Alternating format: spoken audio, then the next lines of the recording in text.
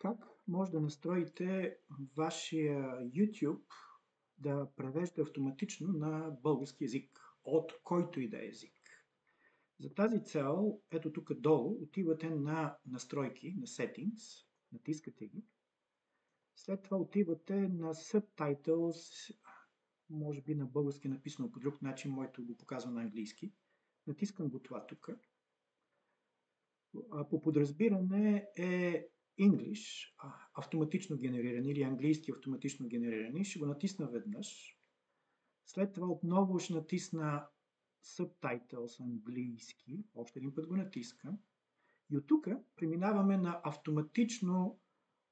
автоматичен превод. Натискам автоматичния превод и от тук избирам български. Отивам на български.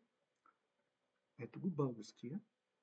След това, за да пуснете самите преводи отдолу, трябва да натиснете това CC или там как се нарича на български, ако е на български. И сега тук ще пуснем това, което гледах до момента. Ето го. Demands that it return to the borders of pre-2014. The US is saying that is unrealistic. What is your response? И така вече започва да четете всичко на английски, на български.